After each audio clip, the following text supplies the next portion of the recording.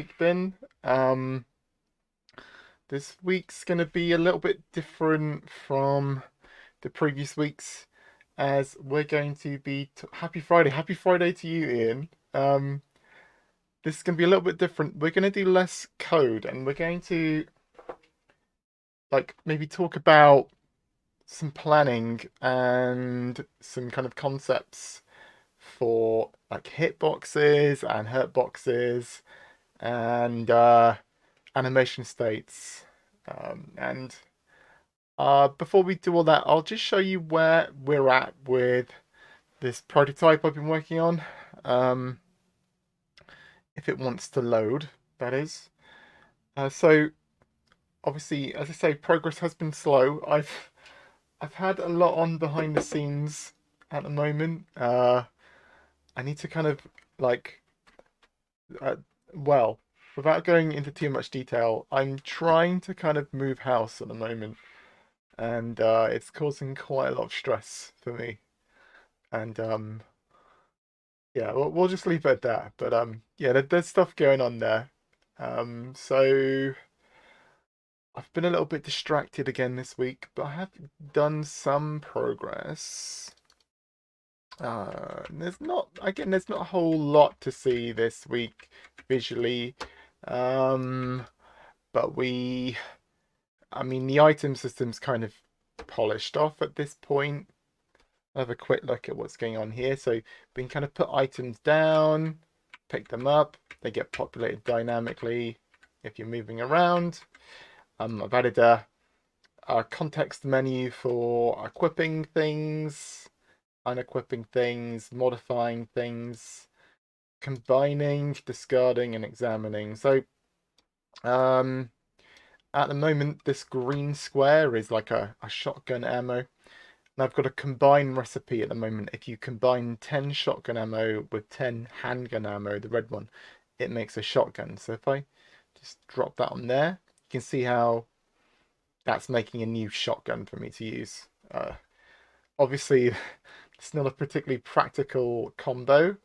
And if I kind of wanted to, you can have 15 stacks in shotgun ammo at the moment. So if I've got two separate stacks, I can just drag that on top of each other and they'll combine. Um, the other thing we've got is modification of weapons. So uh, if I click on modify on my weapon here, it goes to like a separate screen, and on the right here will be any modifications that you can perform on the gun. And as long as you can fit them in that gun modification area, um, you can put those in. So these will be like reload speed 10%, or uh, fire rate increase, and you drag and drop them in here, and that's how you'll kind of modify weapons. Um, and using those mods, we can put in like weapons can also have kind of inbuilt modifications. So that's how I'm going to be defining like just normal weapons in there. But yeah. So again, like not much has changed, but the the item system's kind of nailed down now. Um, it all seems to be working quite well. We still got these kind of fixed cameras we put in earlier, so we can wander around the scene. Um, we never did fix that one, but this week I please no more Lego. Oh yeah, yeah. Well, yeah, I finished off my Lego stuff in the interim last week. Got that submitted, so that's cool. But yeah, so for now at least, the items and the menus we're kind of happy with. And the next thing I want to do is like get into some actual combat and movement. Something Raccoon. He's already done it. He's already done it. Scott's already mentioned Raccoon City today. Um, so yeah, we want to get some combat, and we were using tank controls, and tank controls are already kind of like in there. That's what we're using. But I'd like to try moving this to something a bit more actiony. And I've been thinking about how I'm defining my animations. So for those of you unaware, in Unity, you use this animator component to kind of define how animation flows into each other. So I think we've looked at it previously in Unity, but what we've got at the moment is we've got these parameters, and these parameters kind of drive different states in our animator. So this is the player's animator. Let's get the game window up separately. Oh, hang on. I just drag that there. So we can have a look at the animator as it affects the player. Let's have a quick look at that. So at the moment, you see our animator is just in movement, and as we aim, it goes to aim. And if we shoot while in aim, the kind of shoot animation will play, and then it all goes back to hurt if you get damaged. So I've been researching design patterns for animating animators, and this is already looking a little bit spaghetti. Like it won't be long before this turns into like spaghetti, right? If I add more things to this. If we have a look at the base layer, the base layer, we've got this is the only layer we've got at the moment, and that just has unarmed combat, and then we've got like a totally different in unarmed. We've got like a movement like we did for the shotgun with aim, all the same stuff. And then when you change weapon, we transition to the change weapon state, and then that will, if we equip a shotgun, it'll go from unarmed to shotgun. Can you mention some new resources for animating in Unity? Yes, Nova. Hi, by the way. Yeah, so we're gonna go over some resources for this momentarily. But yeah, so this is what's happening. We've got this animator, and it's kind of like a control structure for what our player is doing at any given point. Now, I've used this system in the past to do very simple stuff, but I think I might want to do something a bit more complex, right? The OG tutorial. Can everyone see that in chat? I don't know if that link comes up in chat for everyone. What's that? What have you sent me?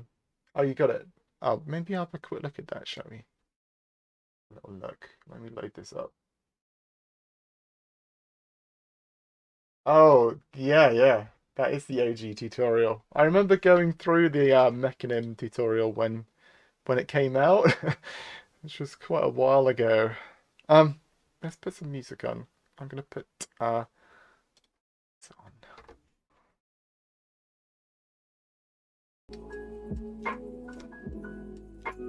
Something a bit chill as usual. Classic Mechanim tutorial. I'm glad to see there's a lot of nostalgia for old Unity tutorials. I think I did it 4 times before it went into my brain. Yeah.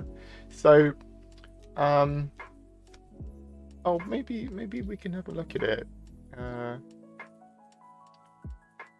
So, youtube.com Mechanim tutorial 4.0.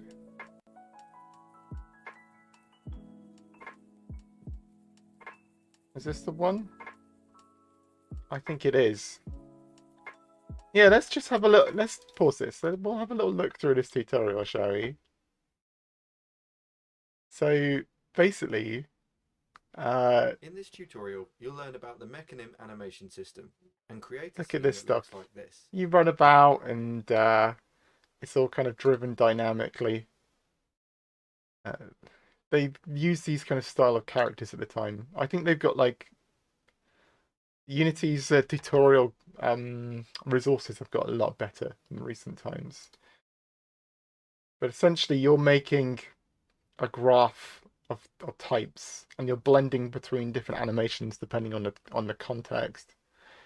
Um, so your movement is kind of baked into the animations. Is the teachings for this still applicable in Unity 2020? Probably. It's been updated a little bit, but the fundamentals will be the same. This is a very old tutorial. Um, yeah, it's very similar, I'm sure. Yeah, I don't think anything major has changed either, Ian. Actually, I'll put this back. Yeah, so essentially you're creating these kind of graphs which dictate what animations to play at what time, and you're passing in parameters. You're passing in like these parameters here to dictate the logic, and that's all well and good. Like I've done movement in Mechanim before, but I was like, well, how do I deal with like attacks, right? So that took me to a few videos, but one of the best ones I found was by the guy one of the designers for Firewatch. He's done this really good kind of more practical advice for very large Mechanim and animator like practical projects, and he goes into quite a lot. But he goes into like design patterns and stuff. This is like worth a watch for anyone who's interested in going a bit further with Mechanim. But I mean, obviously this is like a half-hour video, so we can't go through it. But recommend going through that in your own time.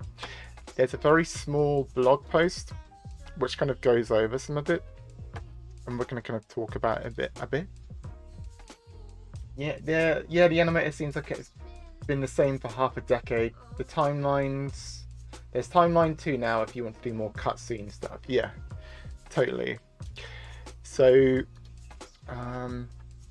this is kind of like once you've kind of cut your teeth with the animator, these kind of things become a bit more, they make a bit more sense. But you've got blend trees, and you can see how this blend tree is like, it's got walk backwards, walk forward, strafe, go to the sides. You know, like all of the kind of movement is driven by one blend tree, and this is like very neat. There's a lot of animations in here, but the actual blend tree is very understandable to anyone reading it. And you can see kind of how it's configured on the right here, and you see it's got this 2D freeform directional blend type, and you can kind of see the different spots, and depending on what you're doing, which animator plays. So using like blend trees is really powerful.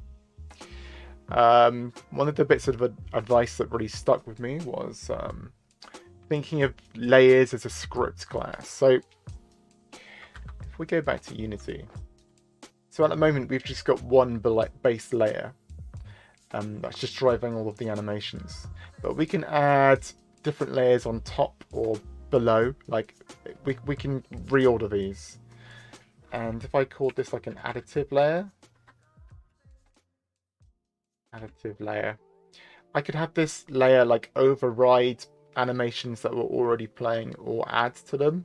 So if I had like a base layer that just dealt with like legs, I could have an additive layer that just deals with arms, and they'd both work with each other. And to do that, I'd need to just make sure the blending here was set to additive.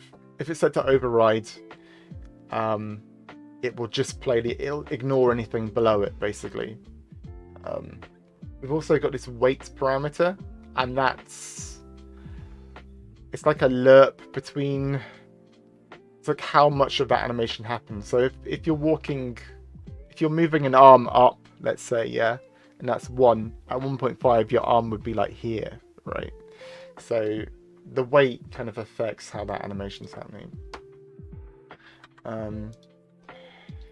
But this concept of thinking about layers as a complete script class is something I'm still getting my head around, but the structure, this is the structure they used in Firewatch, where they had like a base locomotion at the bottom, and then they kind of had additive layers for like different limbs and the body, and then they'd have like overrides at the top end for anything that would need to be overridden entirely, and a lot of these, like the weights and stuff and the parameters, are driven by your code.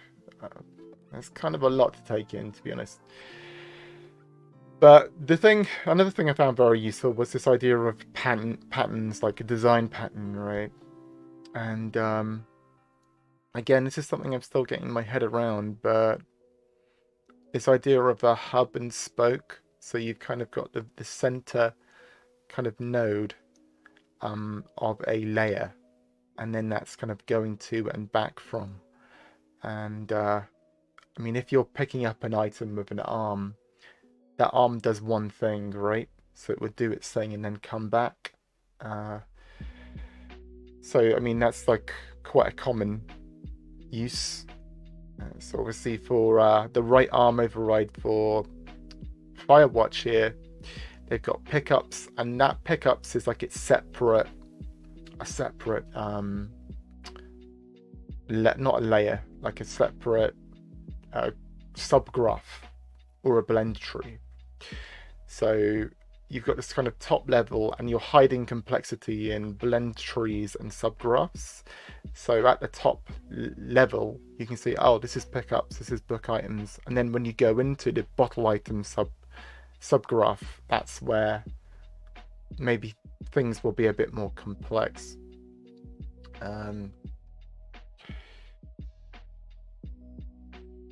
Yeah, and as we go, we've actually got to look at book item here, which is in the right arm override, so that'll be this one here. And you can see how that has an entry point, and then it kind of just flows through and exits kind of gracefully. So it will be pickup, and then depending on what you pick to do with it, it does it and then exits, and then that will kind of go back to the center of your hub and spoke design pattern.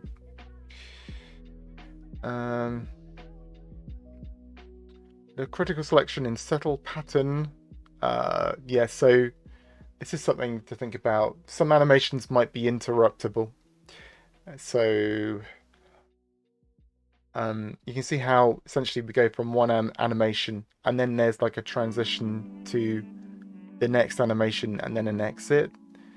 So this is like a way to separate, from my understanding, is to understand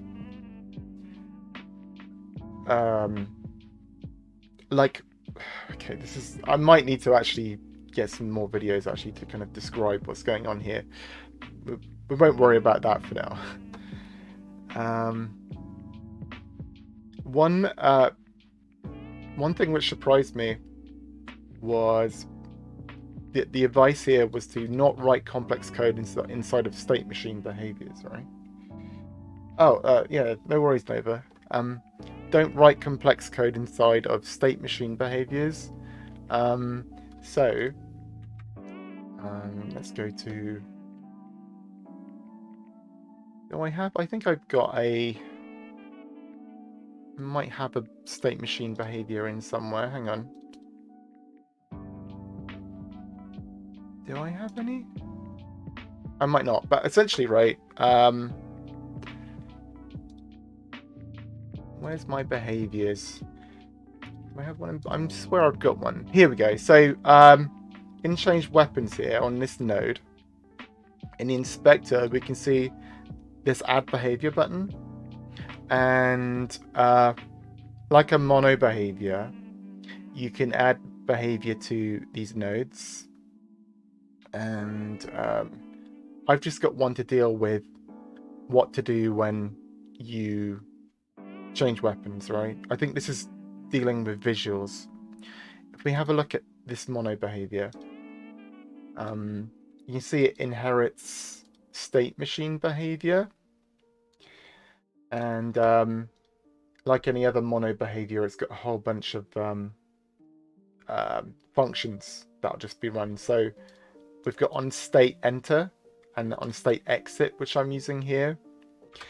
And so if we go from unarmed into change weapon from this transition here, will this on state enter code will run.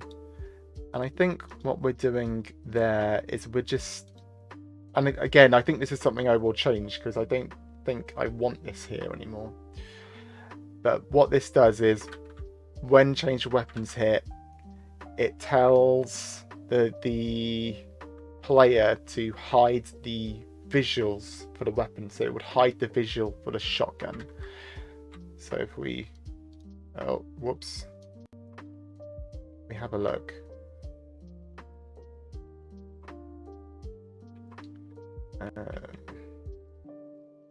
Oh, good grief.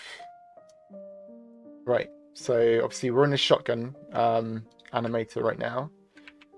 If I pick up, I don't have an unarmed button at the moment, but if I switch to this shotgun, you can see how the animator kind of changes.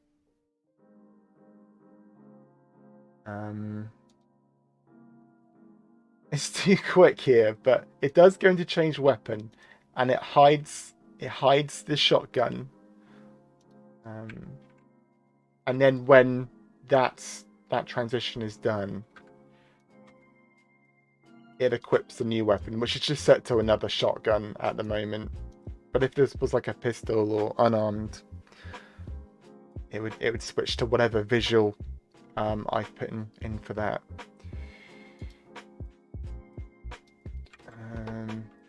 So that's what's happening in here. So we've got on state enter, on state exit, and there's a couple of others like on update, on state exit. Oh, I'm using that. On state move, and again it kind of it will give you like a little code hint for what these are for. On state IK, that's something we're not going to go into, but yeah, there's too much to go into for that. But IK is obviously like a separate thing you would do in code. But yeah, so you've got these state machine behaviors that you can kind of use. But this kind of, the Firewatch developer said to not write complex code inside of state machine behaviors. And I don't think what we just saw was complex code, but it is kind of making me rethink about what you would use those for.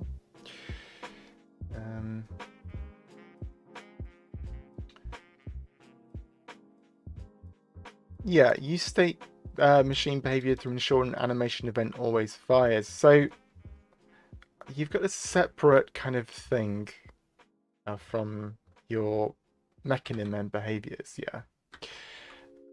Called an animation event. If I go to one of my animations, let's go to an animation. It should be in 3D character.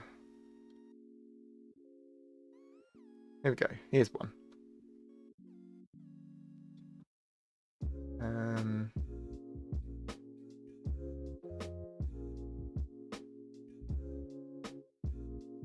You can see how like that's being run. So that's an animation. Now at any point in this animation, you can put in an animation event. Now I think I would need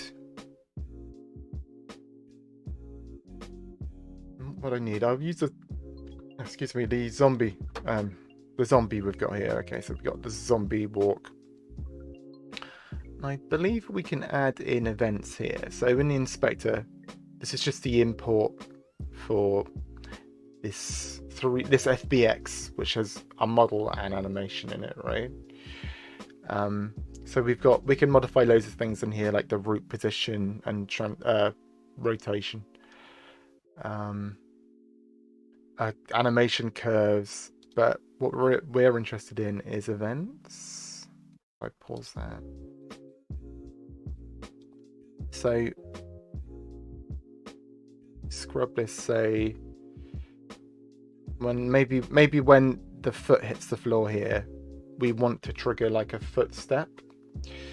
So we do that, and then we click this button here to add an event, and we have a function. So this is basically, I think this works like a send message. So if I put footstep and I don't know if I need an object, but basically you create a function in here, and you can pass in parameters. So if it's like a heavy footstep, you might set the float that it passes into like 4 or 5, and if it was light, you might set it to like 0.1, and through that you can kind of, if you're playing a sound on each footstep, for example, you could play it louder or softer. But yeah, you can use animation events to dictate specific things to happen at points in an animation. And I haven't gone into this entirely, but this is like something about making sure they're triggered, because there are issues with that. I don't know too much about it. It's still something I'm researching. But you'll need to be using animation events basically for what you're doing, if you want to do like complex animations, that is. So there's that. There's a lot to take in there. So not only I'll be worried about the structures of our animations here, like of our graph, I suppose. So we want to keep it neat, use like subgraphs when possible. We've got behavior trees. We've got also these things. Oh, cancel that. We've also got these kind of things. Oh, ignore, cancel, don't apply it.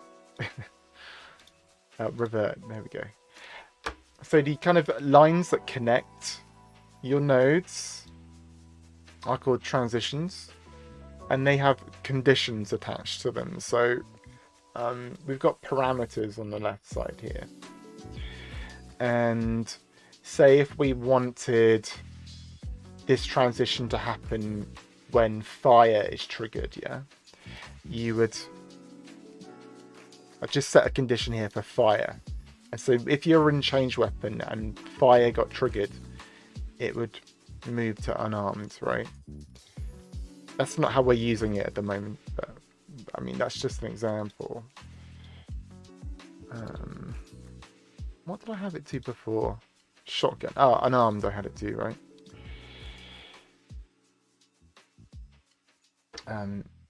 So yeah, like these conditions are kind of how you're dictating logic happening there. So I mean, that's quite a lot to take in. One thing I wanted to do was show everyone a bit about fighting games. I don't know if anyone plays fighting games here or has played a fighting game. But I think fighting games are a really good example of the different states that you need to think about when you're thinking about hitboxes and animations in a game. I've got a handy video here. I think it was this one. We'll have a little look. Is this the one? No, that's the Mechanim one.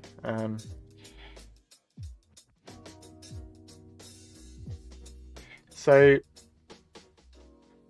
this is like a tutorial video about the different types of collision boxes that I want to be using, or the language that we use for this. Can you paste those YouTube links in chat? I believe I can do that. Oh, I need to get a separate screen. What have we got? We've got this and this, and we've also got the article which I just referenced. So yeah, no worries, Nova. So in the fighting game community, there's common language for how moves work. And in a fighting game, like, a move is tied... I mean, conceptually, like, an attack is an attack, right? So a punch is just a punch.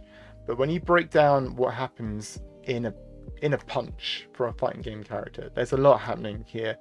And in the fighting game community, they call it hitboxes, hurtboxes, and collision boxes, right?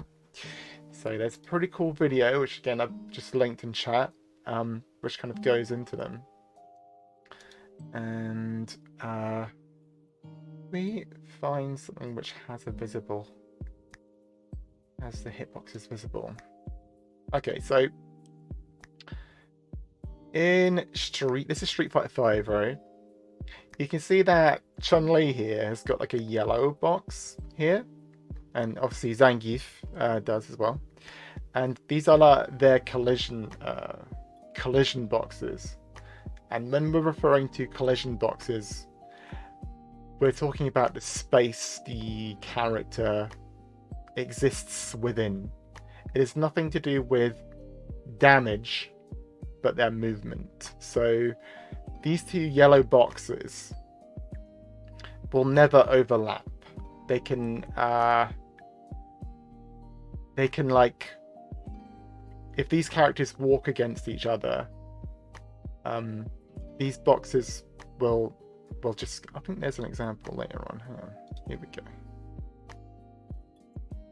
Yeah. So as they kind of move towards each other, they can't exist in the same space. That's essentially their collision, right? But if we also go back a little bit, you can see we've got these green boxes around the character, and these are the character's hurt boxes. And a hurt box is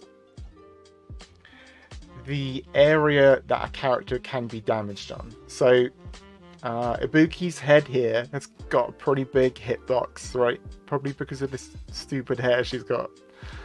But a hitbox, Chun-Li's hitbox could overlap this hurt box, and that would cause some damage, right? So go back a bit further on this video. Oh yeah, this is just like a mess. Like Guilty Gear is... As you can see here, we've got a red hitbox here. Ino's red hitbox is hit Potemkin's blue hurt box, which means that Potemkin's took damage. So like,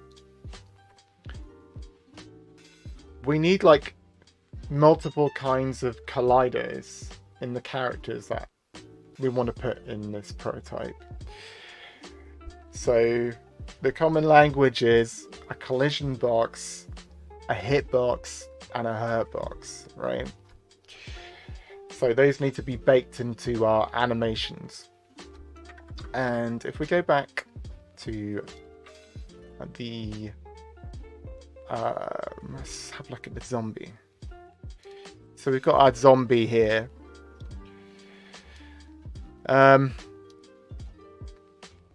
one thing to note is, during the act of playing a fighting game, the hitboxes and the hurtboxes move with the character's animation, and the hitboxes, they're only active during the character's attack.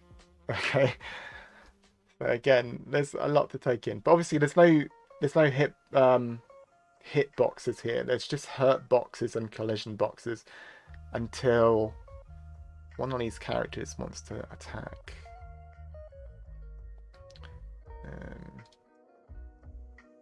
Yeah, so as Chun-Li moves towards Geef,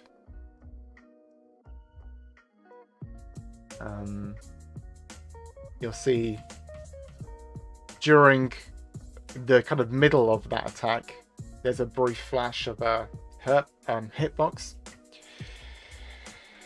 So yeah, a lot to take in there. And we need to break this down even further, right? So we've got all of these collision techniques, but they're tied to animations, right? And I've kind of tried to break this down into 5 different things.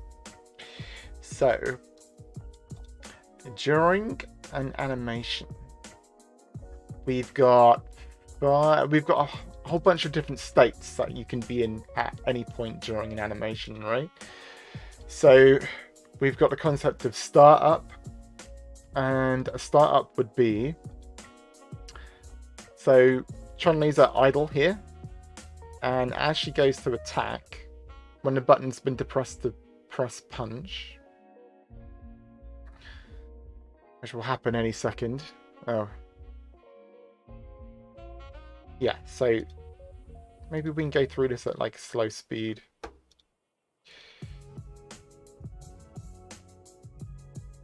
Yeah. So let's just see what happens. Oh god, it is slow, isn't it? Yeah. So, like, the Chun-Li player here has pressed attack, and before the hitbox happens, that's what we're going to call the startup. So the section of the animation that comes before the hitbox, that's startup. And during the hitbox, that's the actual attack itself. And then after the attack, you've got a recovery, or like a cooldown. I call it recovery. So you got start up, the attack itself, and then recovery. But we also have things like cancelable animations.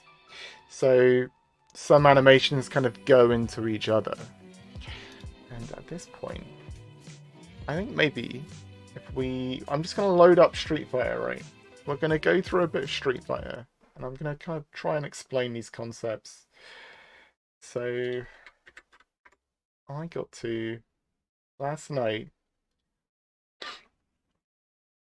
I loaded up Street Fighter, and I was like, oh god, I haven't played this for ages.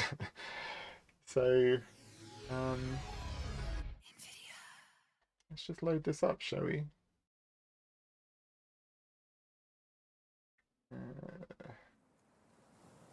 I hope everyone can see this.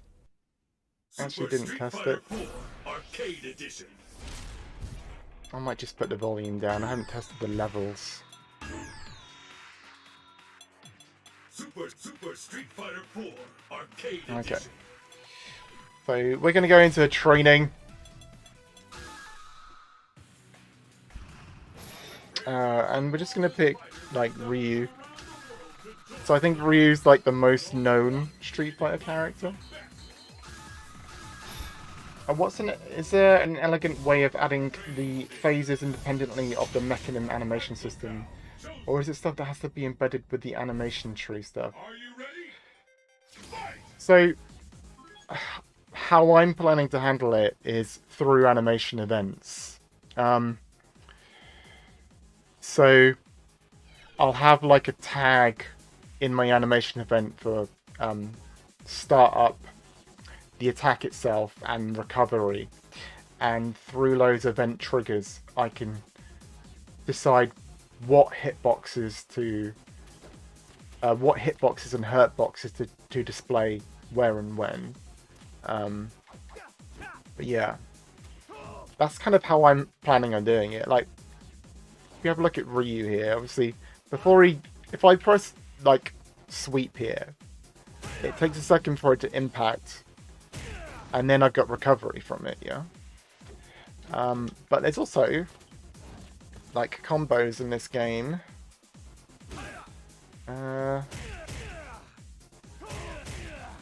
Let's pick a character that's got combos. Well, that I can combo with. Craziest and wildest fighters have assembled from around the world to join the hunt. But only one So those triggers are animated in the added in the animation tree. So battle is set. I'm planning on adding the animation triggers on the animations themselves. I don't know if there's a smarter way to do it, but perhaps. Okay, so there's another concept here, right, of input buffering. So there's quite a lot of different things to think about. So when I do an attack here, if I press one button, if I do this punch, this is heavy attack and forward, right? It does this punch. And if I let go, it just goes start up, punch, recovery, yeah? But during the punch itself, if I press hard punch again, I can do a combo. So that turns into like a 3-hit combo. So the recovery of the 3-hit combo doesn't play. The first punch's recovery doesn't play. We've got punch into 2 extra punches that each have their own startup.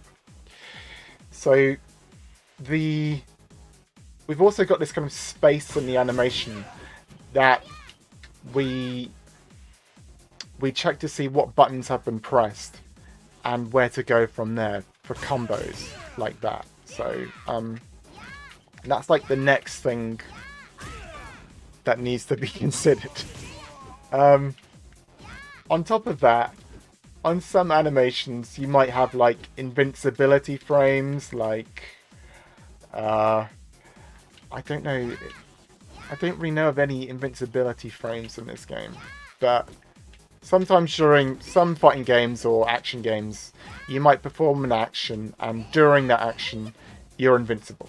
So we need a way to describe that as well. And again, hopefully we'll be doing that through animation events. So animation events will essentially do all the heavy lifting of describing what happens where, right?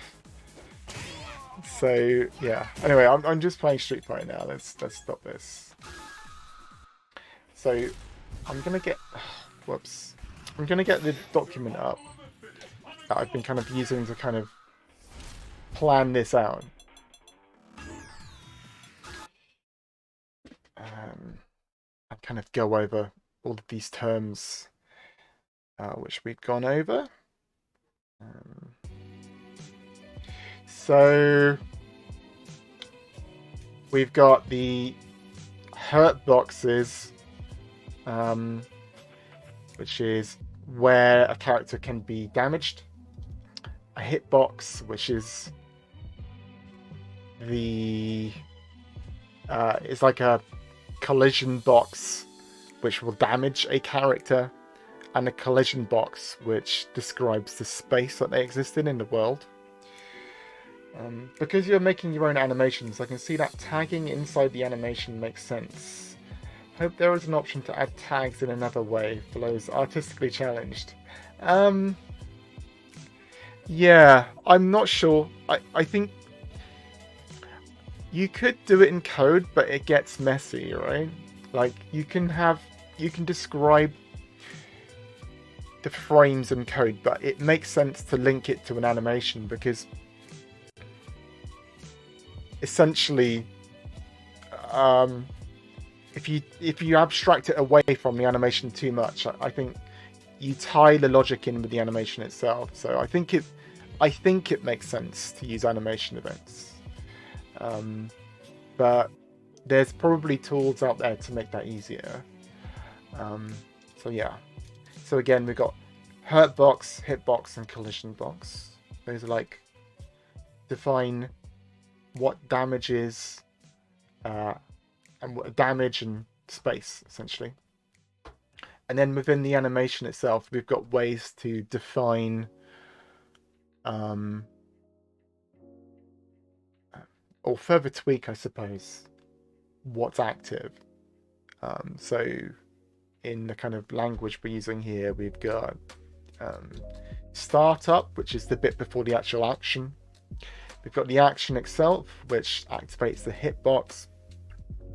We've got an input buffer, which is something we didn't talk about, but if an input buffer is active, if you press another button, when that action can be comboed. This is I'm going to call this combo. We'll talk about cancelling first. So a combo would be a point in the animation where you can go into another action, right? So we've got start up action, and then you've got some point which you can go into another action. The input buffer is the amount of time before that action hits. That if you press a button, it will perform that action when it can. It's so hard to explain. And recovery is the time before the animation completes and returns to idle. And we also want, like I was saying, we want some invincibility frames in there. So again, we'd have to define this is when invincibility starts and this is when invincibility ends. And I think using those events, we should be able to describe any animation as it happens.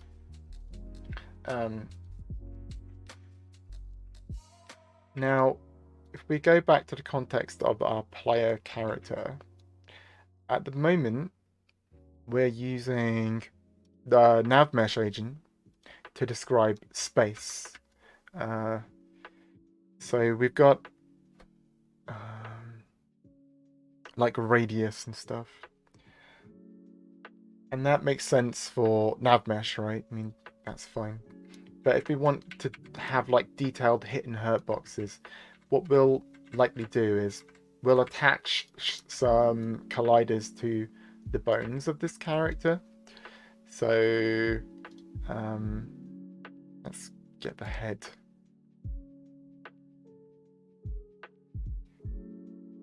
So what I'm planning to do is we will add a cube to the head.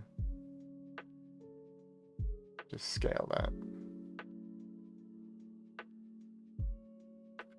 Well, maybe that maybe that's a bit weird, but you get the idea. So as this kind of head moves in the animator, that'll describe like the head's hit area or hurt area, sorry, like the hurt box essentially. And because it's attached to the animation rig, as we kind of move around the space, you know, it moves with the head, so it will always be accurate. So that's how we'll describe our hurt boxes for this game. Now hitboxes, I'm a little bit more like unsure about what we're doing here, but the plan is that we'll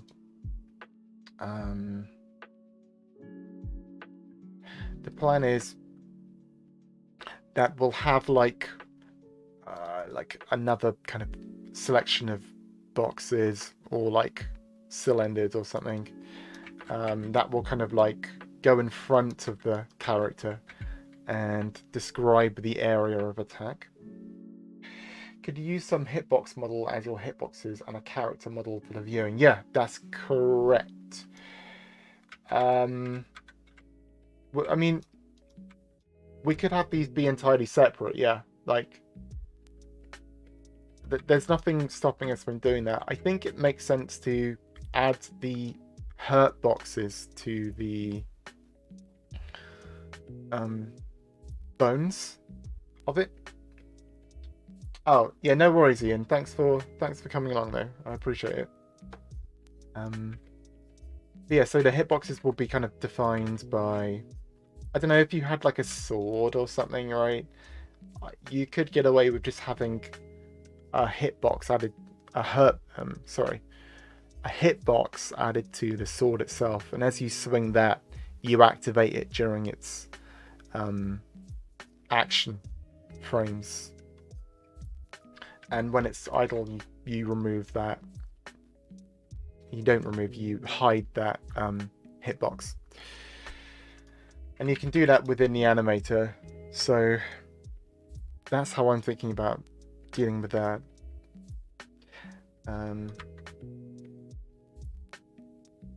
That's kind of the concept that we're going for. And it took me a lot of time to research that, I'll be honest. Like, I've always dabbled in fighting games, but you know, I've never made one.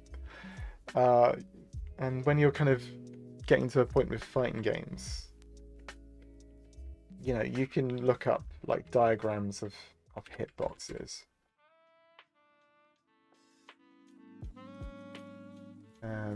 Maybe we can find some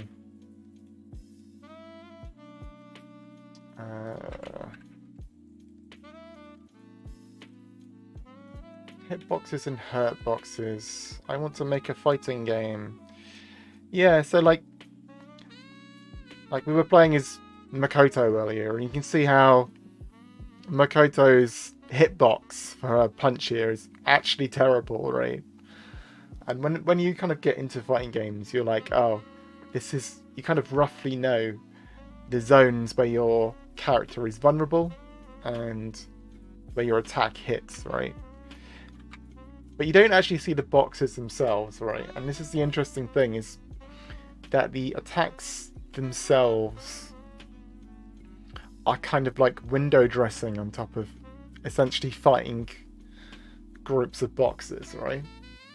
And you make that character feel alive when through their animation and their design work, when really at its core it's groups of boxes fighting each other. And I think fighting games do such a good job at making their characters feel alive. Now, so I think, like, I mean, obviously you talk about like Evo and like big fighting game tournaments, right? But like, you look at like the new Guilty Gear, yeah.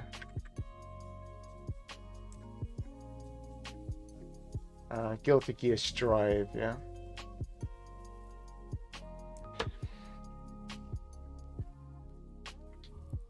And they do just such a good job at making these characters feel alive. And they've got so much personality. And they're so reactive. And just these like little flourishes, they kind of define the feel of the game rather than the hitboxes, right? So I think one of the things that game designers or programmers who are more code focused sometimes think, like, you know, if I just make a good game, if I just make a good game, people will be into it. But the art is what makes the game in a lot of ways, right? If Guilty Gear Strive here, was just a collection of hitboxes, people wouldn't be into it, right? I mean, maybe it would, but it certainly wouldn't have the kind of appeal that it does with these kind of like over the top, bombastic characters. And I think for this project, I mean, obviously we're using this little dummy at the moment, but I'd like to have a character that feels feels like their own person rather than a like just like an empty vessel. Yeah. So that's that's been my week, guys. That's been my week. I've just been like researching stuff. Um, I don't know if we're going to get into much, but one thing I wanted to do uh, in the kind of second phase of the stream was to make like a punch animation and see if we can kind of get it working. Because it's been a while since I did any animation, and I mean, I bought this. I bought this. What was it called? U-Motion. I bought this asset just to kind of mess around with animations, and I did it for maybe 3 or 4 hours, and then didn't spend any more time with it. So, I think we're gonna try and just maybe make some more animations. So, I've got a separate scene for that. I'm gonna try and find that, and go from there. What have I got? Animation area, that's the one. How's everyone's week's been anyway? Like, has anyone been working on any kind of cool projects, or has anything kind of notable happened, or any game dev anyone people wants to talk about? One thing that I found quite interesting this week was just JavaScript and taxes. Oh man, sucks to hear. One thing I found particularly interesting this week was the... what's it called? Is it called the Haunted Demo Disc? PS1 Haunted Demo Disc. Yeah, so there's like a collective that have been releasing these PS1 demo discs for a while, which are like, it's like a group of, it's just indie developers who are making kind of weird PS1 inspired stuff, and they make demos for the games, and they put them all together into one kind of package on itch and just release them.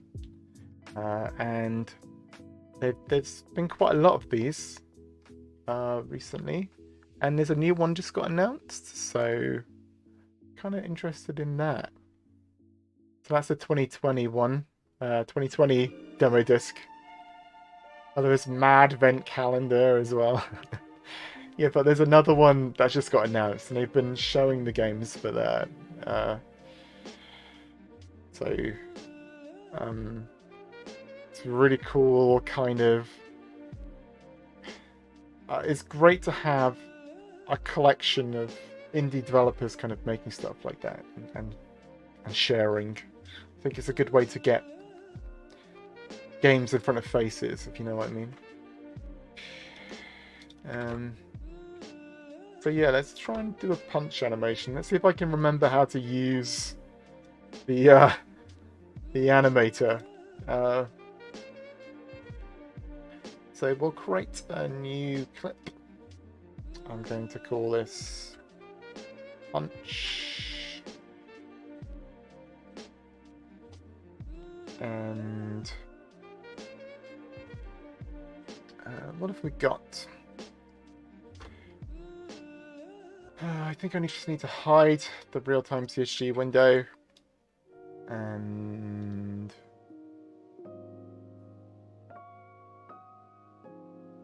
what do we do? Game object is inactive. Emotion locked. Player. Uh,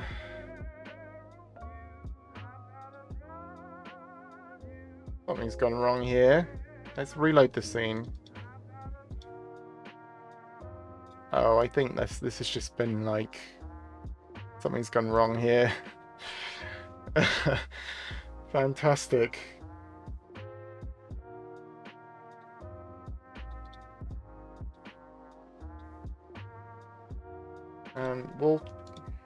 We'll just start again, shall we? We'll just create a new basic scene.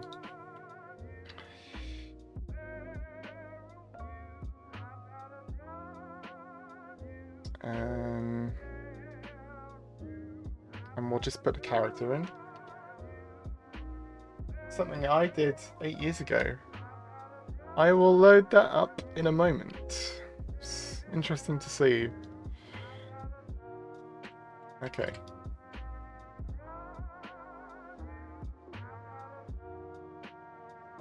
Right. That's a bit more like it. Not all bones are configured.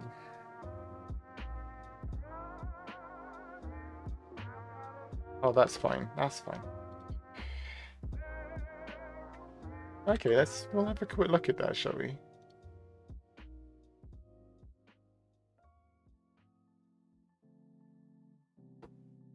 Oh, hey, I'll give you a subscribe.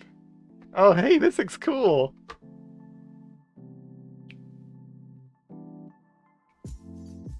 This is cool, man. This is really cool. Procedural animation brawler. This looks sick, man. I love the panda. That's really cool. So this is going to be like a Streets of Rage style, like, kind of like a beat 'em up, right? Oh, look at all of these sick moves, man. Yeah. This looks great, man. It just picks an animation that matches the action based on the number of actors. Yeah. Oh, I see. So it's like a Arkham. It's like a Batman game, right? So it's like when it's a group, you can kind of press a button and then it'll go into an attack. That's sick, dude. That looks really cool.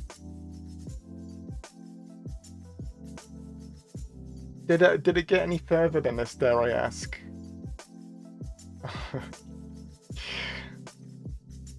Yeah, no, it's really interesting. That's cool. Well, you know, like went the wrong way and pitched to publishers. Oh, I see. Well, did you have like a team? How many of you were there? Because it looked pretty cool, actually.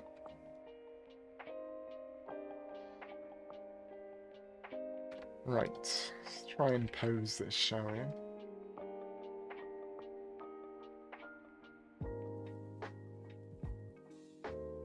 Okay. One animator. He left, so we abandoned the project. Yeah. Maybe something could be inspired by. I am inspired by it. Oh, it's tough, isn't it? Like, it's very hard because, like, just it's hard being an indie and like, what do I want to say? It's hard to be indie and like make money for a team and talented people, like they need a lot of cash. It's just tough. It can be really tough.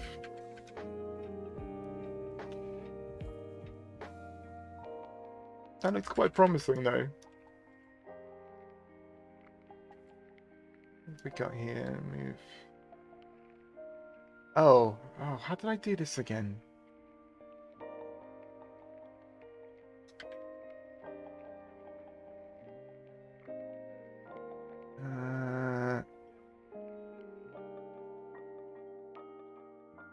Let's key all of these. I'll undo what we've done, and we'll just key this. Add keys for all properties. We'll select all, and we'll set to IK.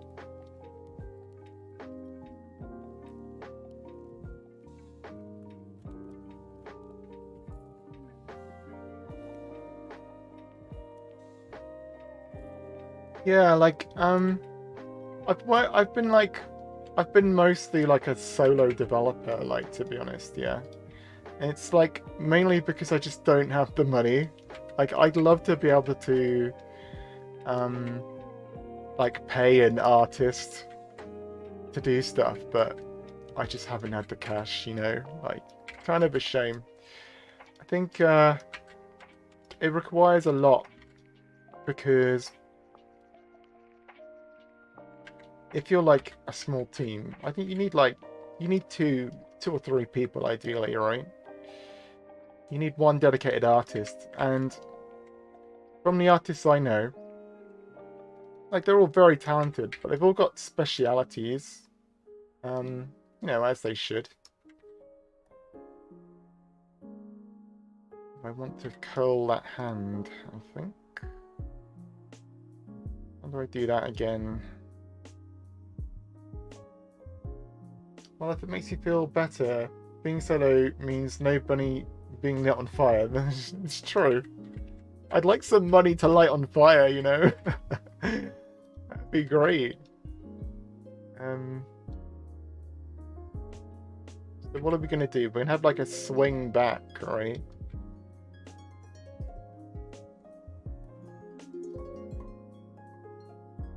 Maybe we find some reference.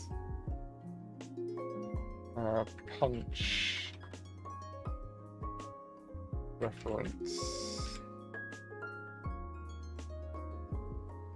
Oh, here we go. Oh, good grief. Look at this guy. This is a bad punch reference. Oh. Because we want like maybe like three kind of sections to a punch, right? We'll have the swing back, the punch itself, and the recovery. I guess that's what we've been talking about. What's this?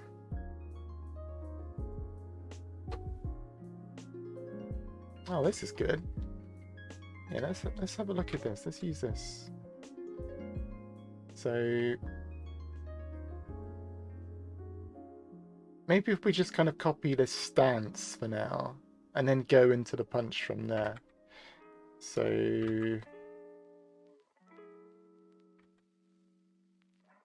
I guess we want to like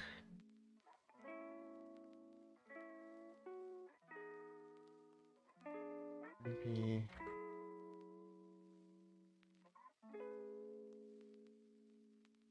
bring that down. Oh, that's the wrong one.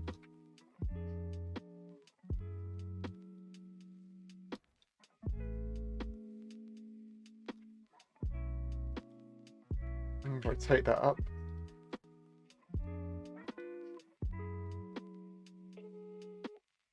Dots is what brings me back into Unity and game dev. I'm a low-level programmer and game designer, so I hope I can come up with interesting gameplay that takes advantage of dots. Just want to learn enough of the other Unity stuff to fake it. Yeah, it's a really interesting data structure. I think like, man, just give it more time and Unity will kind of sort themselves out with it. I think it's just a shame that it's not ready yet. You know, like I feel it's something that Unity's kind of been, they hyped it up like quite a lot, and then they just kind of haven't delivered with it. I think they could. They could like they could do it. They just haven't yet. I swear there was a tool to fold the hands.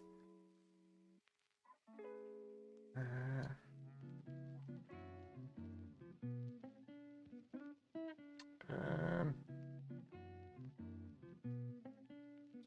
oh, here we go. Hands. So I want those kind of like. Oh,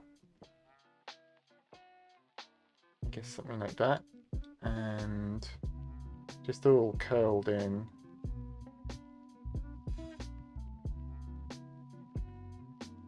That thumb needs to come in, doesn't it? What's happening with that thumb?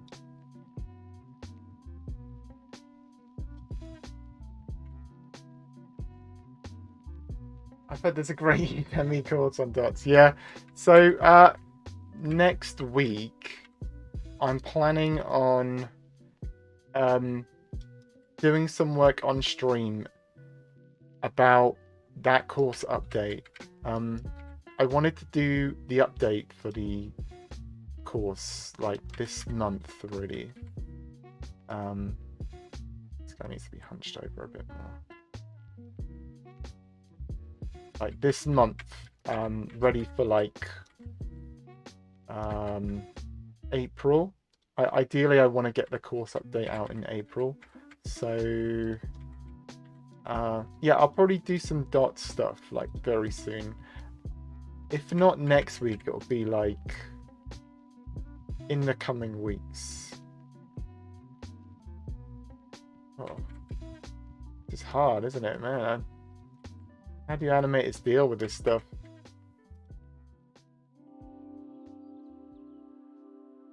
I think maybe once I've got the legs in a rough position. So he's kind of looking to his side, right? So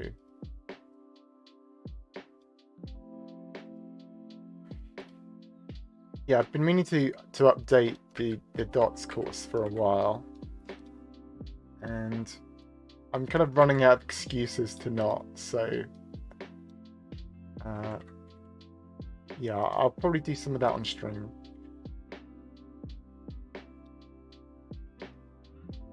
That's looking a bit better.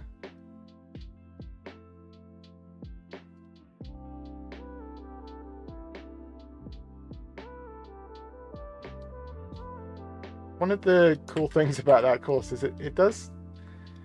I made it for I wanted to like there were no resources out for it at the time, and I wanted to kind of learn it myself, and that's kind of why I made it, because there weren't any resources out for it.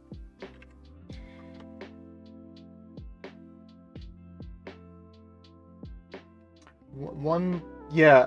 So some people do that.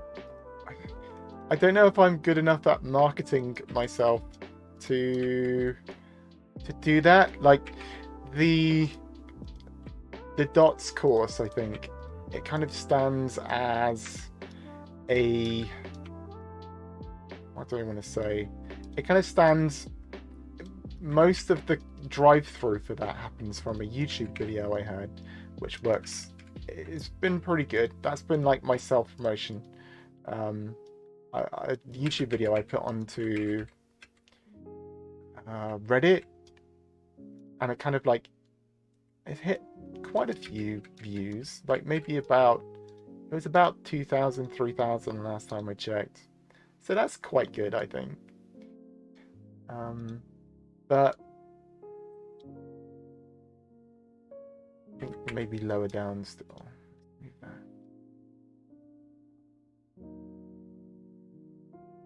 So like I think like a free promotion on it could work. I don't know quite how to spread that though, you know.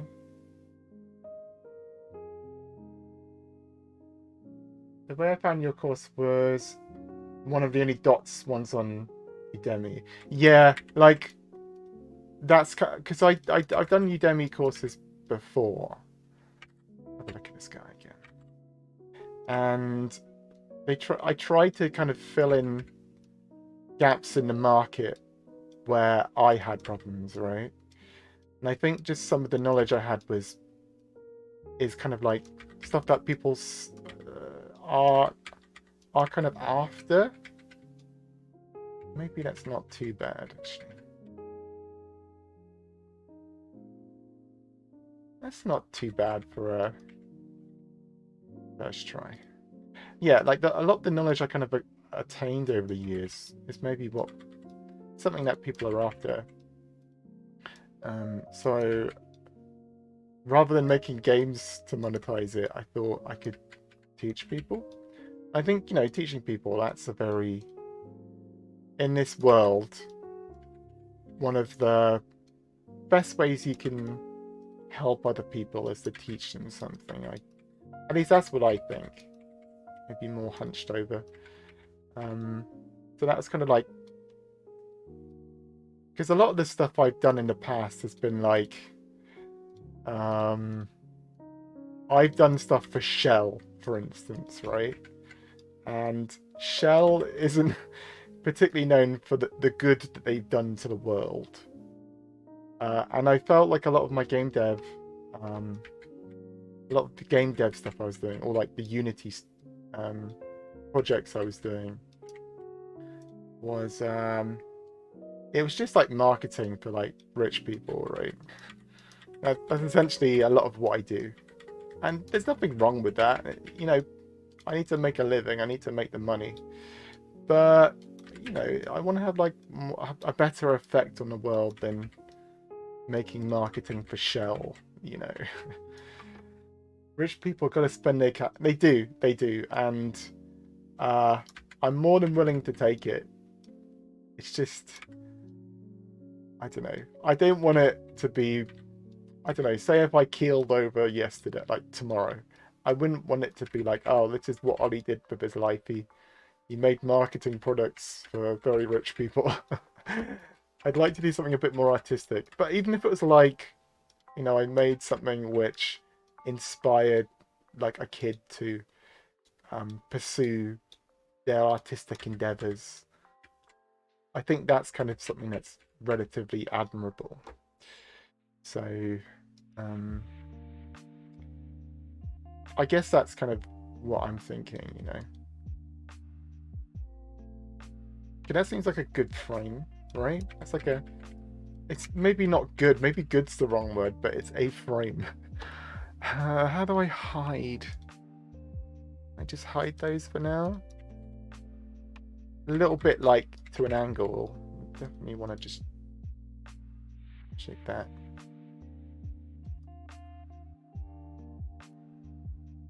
Check that across a bit.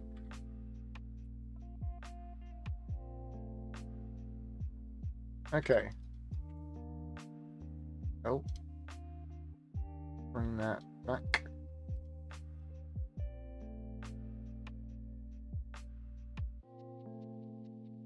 Yeah, so like the Udemy courses, I was like, well, this is a way I could make cash and also kind of help people, you know. I think that's kind of why I got into it.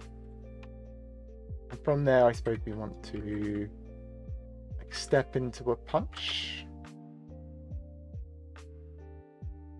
And so he swings like,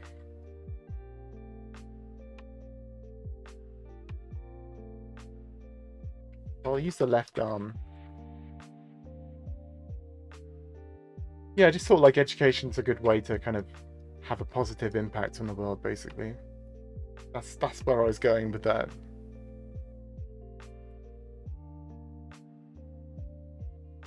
But I think this is, people kind of learn through different ways, and I think I kind of came to the realization that kids these days, they they want like Udemy or like video tutorials or like YouTube style video content.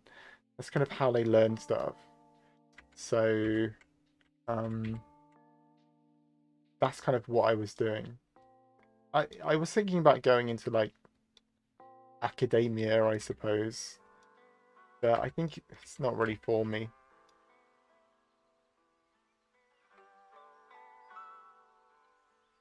So I think our character needs to kind of like step into that, right? So this leg will come forward.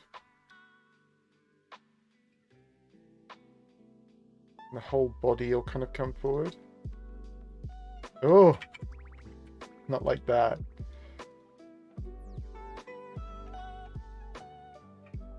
Oh, can we pin those?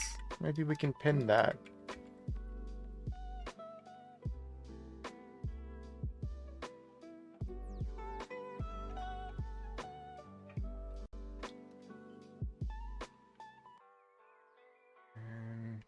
what happens to this guy's other hand? Oh, we don't really see.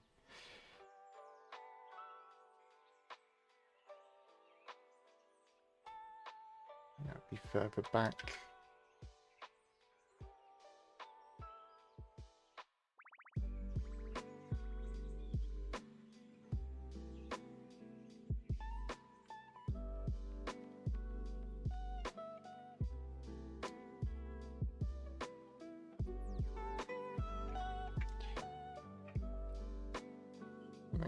Like,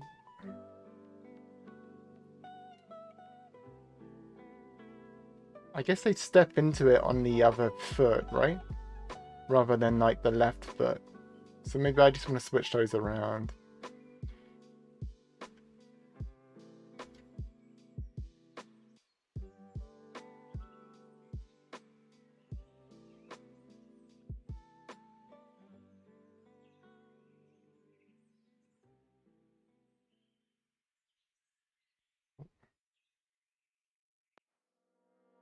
Oh, and of course I need to move this back now.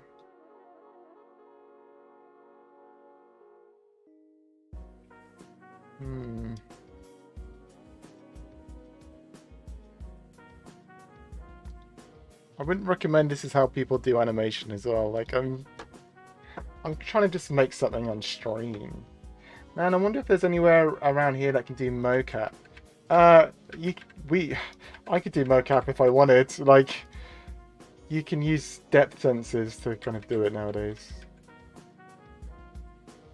Like, move that back.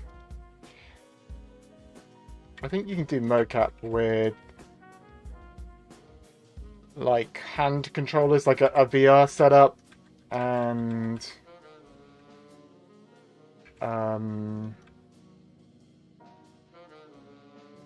you know, that type of thing.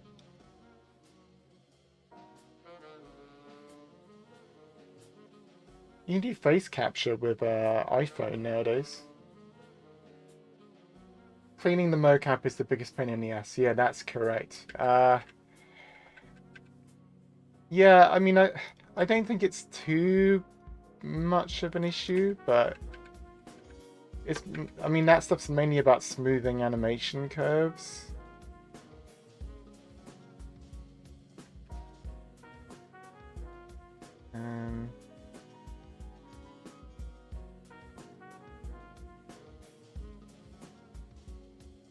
Alright, well, this doesn't need to be final.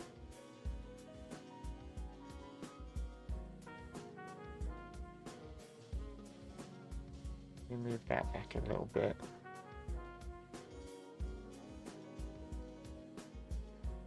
It looks like a punch, though. Not a particularly good one. I'll just stick with Mixamo, I suppose. I think sticking with Mixamo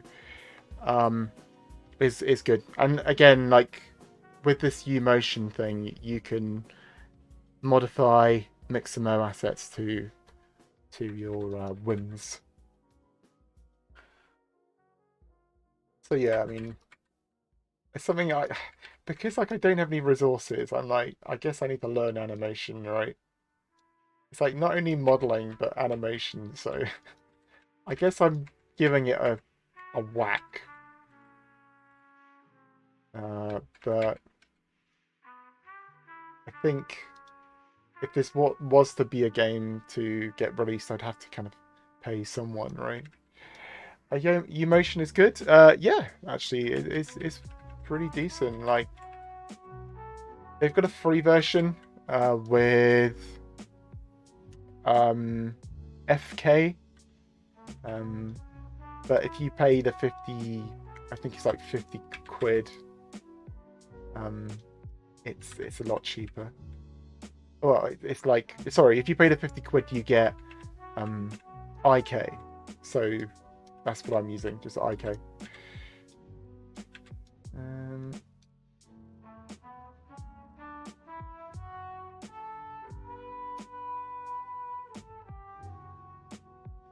We move the head down a bit, maybe.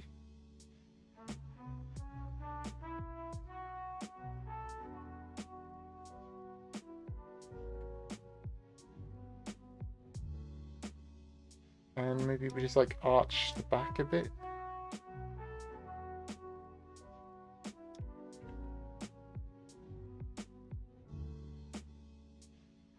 Something like, oh,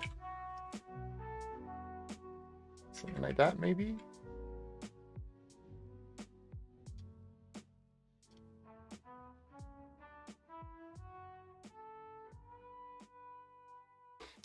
I suppose from there we could go into like a punch with the right fist, and that could kind of be like a combo.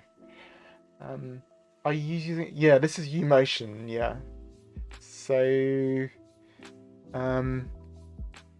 yeah. So when I was like researching this, U motion seemed to be the best one. I think it's definitely worth the £50. You get quite a lot of good controls. Look, like I can like curl the feet and stuff using these controls. I'd recommend it. I think that's fine. That's fine for our purposes.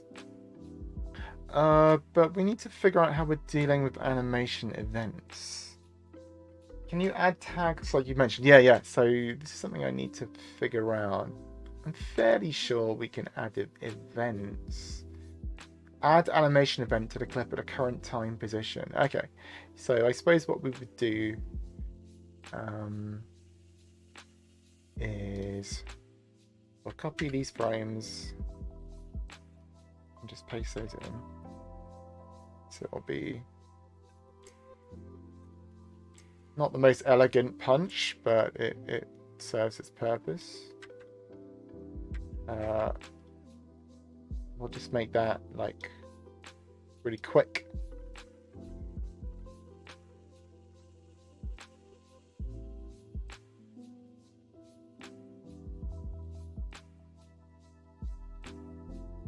Maybe that's too quick, but it's fine. So what do we need? So we've got our startup, and then this will be where our hitbox happens, and then that's our recovery. So I suppose we need like a trigger here.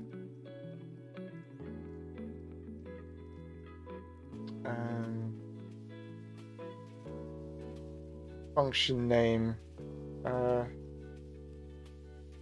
hitbox, parameter. Okay, so we'll have hitbox, and then I guess we want the type of hitbox it's using. I suppose we would have an enum for this. I don't know. This is something I'd need to think about. But for now, I'm going to... What am I going to do for now? I'll just have it set to 0, and 0 will be like left hand. Okay, and then add new. Is that what we want? Oh, so we can add one of our functions here. What does this say? A function with the prototype could not be found in any game-related assemblies. I can add that later. Okay. Oh, I see. Hitbox start. And I suppose we want a hitbox end.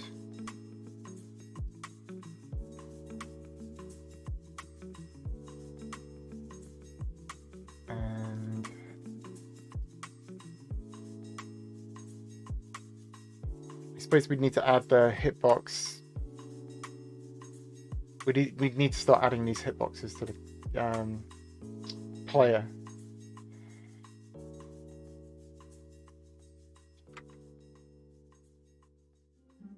Oh, that leg isn't very good, is it? This front leg. Maybe this pins back. Oh. Maybe that.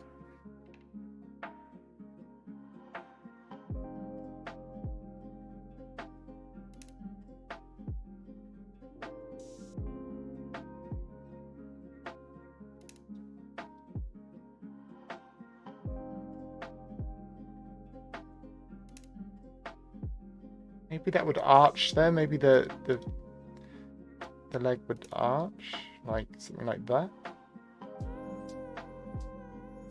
So you're putting weight onto it, I suppose. It looks a bit off though, doesn't it? I think maybe it would need to kind of come round a bit. It's a bit better at least. And I guess we do the same somewhat for the left foot. Just gonna maybe bring that up.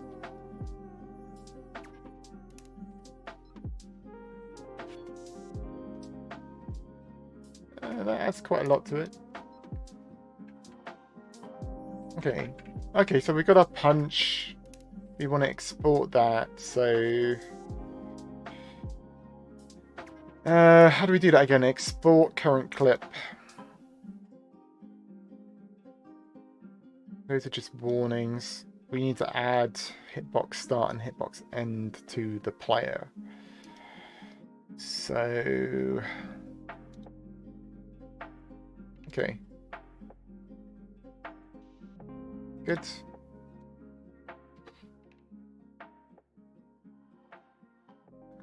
Oh, I'll save this scene for later use. So that was in scenes, test areas, animation area.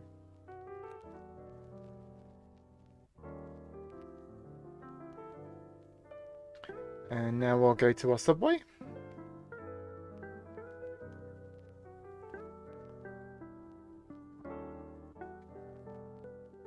Oh, it's dark in here. Where is he? Okay, okay. So we need to go to our animator. And in unarmed at the moment, we've just got aim and an attack. I suppose we're going to remove... What are we going to do? Wait, before we do this... Let's go back to our scene here. That's fine. So we've got our punch. I guess we can have like punch idle. This could be our punch idle. And then we'll go into punch. So I'll just copy those frames and I'll create a new clip called punch idle.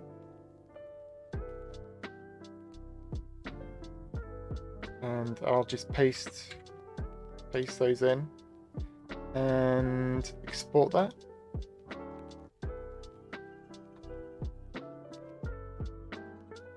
Needs to be 2 frames long. Okay, we'll just do that. And then export that.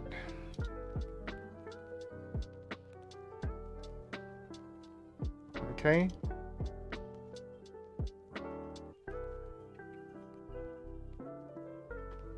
Good. Go back to our subway.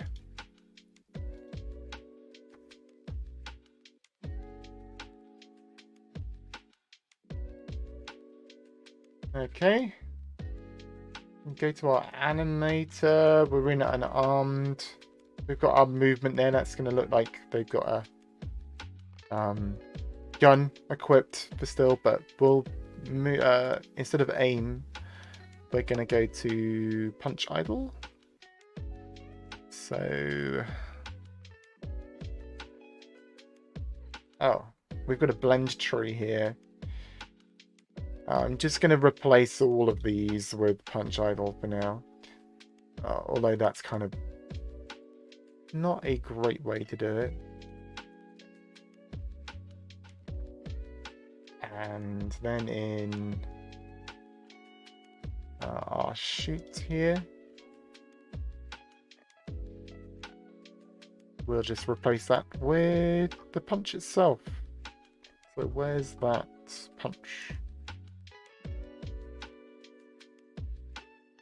We'll rename this to punch. Okay. Let's just test out the punch. I need to set myself as unarmed though. Unarmed definition, super shotgun item. Okay. Set that to unarmed.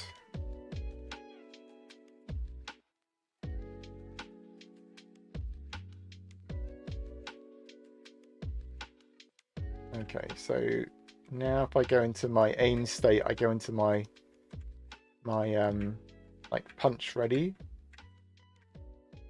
From there I'm doing a punch. Okay, the character's looking the wrong way, but that's something we can work on. So we need to add the hitbox logic. So I need to think of a more robust way to do this. But again, I'm just going to go to my... Is it the left hand they're punching with? So I'll get to the left hand. Left shoulder, left arm, left hand. And I'm just going to add a cube. It's a pretty big cube.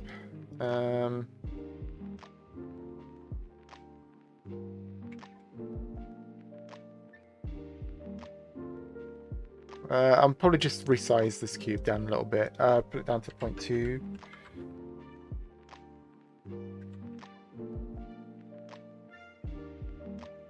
I think ideally this would probably be... Maybe I'll just double this size.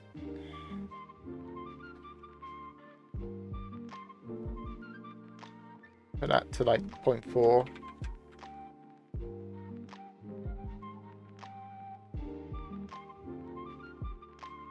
And I'll rename this to Hitbox left hand. I suppose the player needs to be aware of all of those different hitboxes.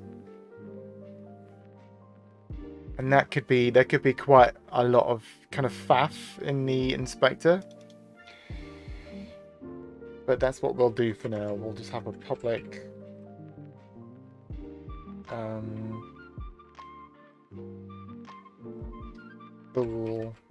game object. We do a public game object. And I'll just call this hitbox for now. And we need to add in... Was it start and end on our hitbox? Let's have a look. It's hitbox start and hitbox end. Hitbox end. So we just need to add those functions into our player.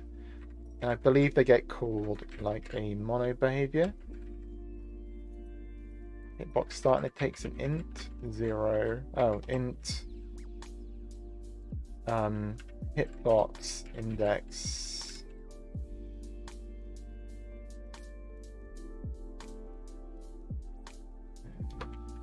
end,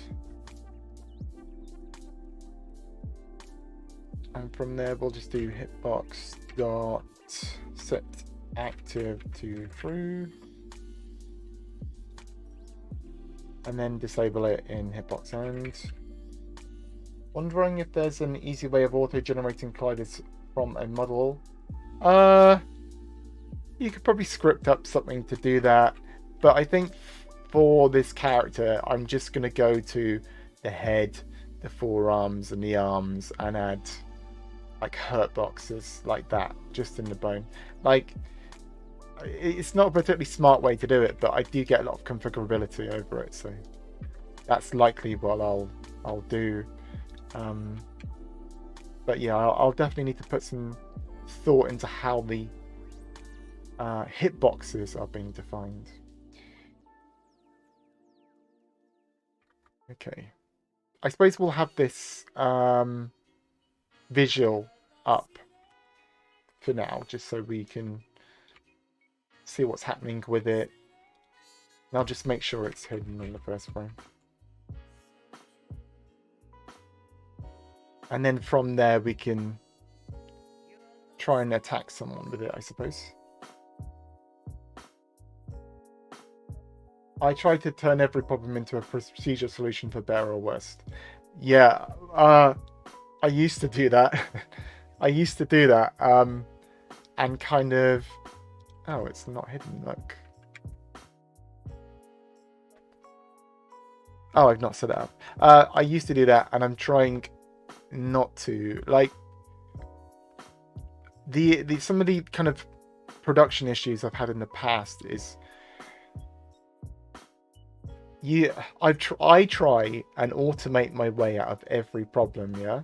Be it level design or animation.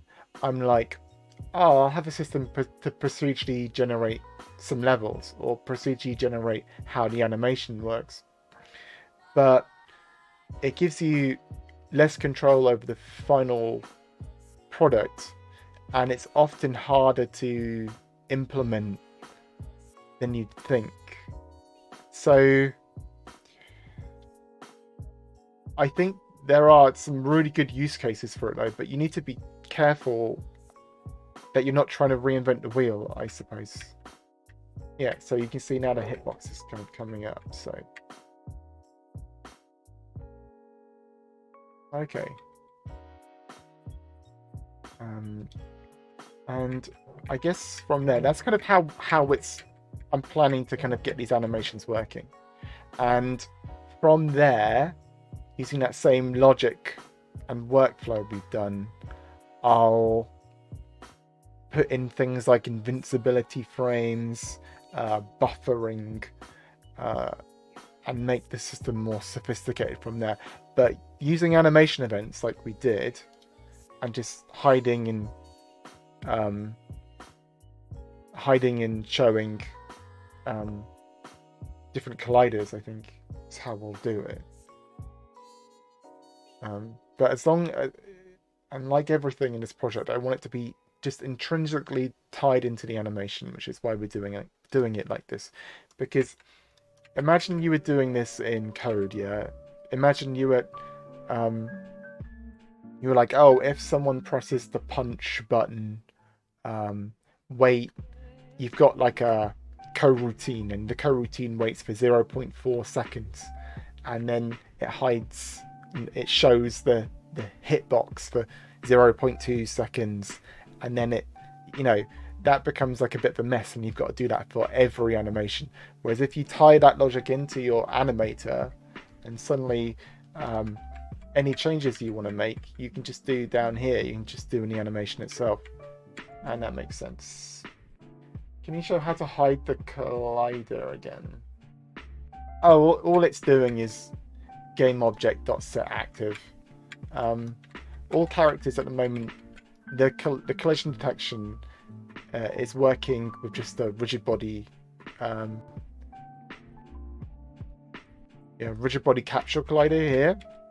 And I guess the idea would be that this will be set to a trigger, and the rigid body will have like a hurt receive, like a hitbox receive, on trigger enter kind of handler, and that's how the damage will be dealt. When that happens, we'll set damage on our animator, and then we'll go to the hurt state on whatever it hits. So, I mean, we've kind of broken it down quite a lot there. But again, if we look at kind of what we've done, we've got collision box, we've got this is our hurt box at the moment, this rigid body. This is our kind of collision box, which we've got in our nav mess agent, and we've got these hitboxes on our animator, and our animation has a startup, the action itself, and the recovery, and we can kind of go more exotic from there. All right, that took 2 hours to go over. I don't know if I did a particularly good job of explaining it all, but it's really dark as well. Hang on. I think that's where we're at.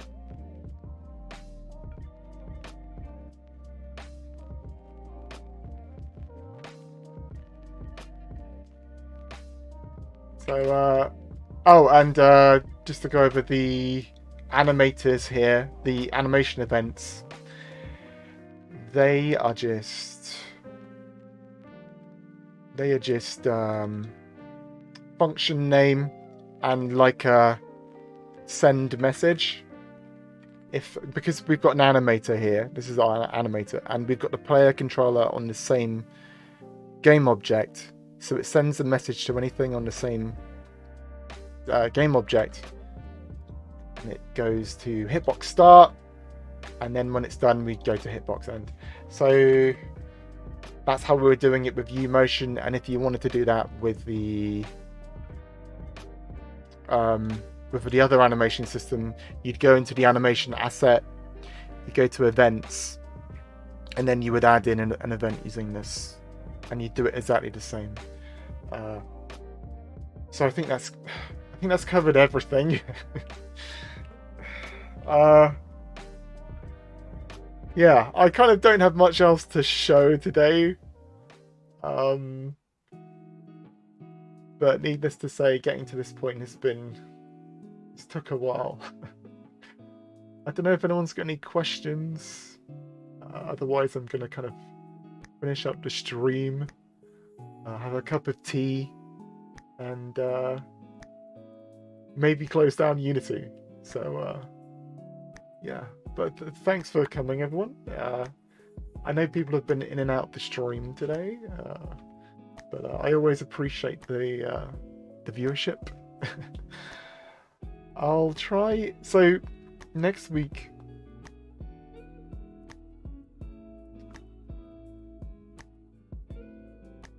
yeah. So next week, what are we gonna do next week? So we'll probably start looking into dot stuff next week, right? So I think a lot of people online probably know me as the guy that made that one dots video. So I'd like to make more dots content. So, but I might be doing something different next week. But the week after that, I'll definitely be on dots, because I'm scheduled to work on that video series in April. So yeah, we'll do dots. I think we're done. So thanks for everyone for tuning in this week. I'll be back next week. All right. Cool. Thanks for the encouragement, Nova. Everyone have a good weekend, and guess I'll catch you all next week. Cheers.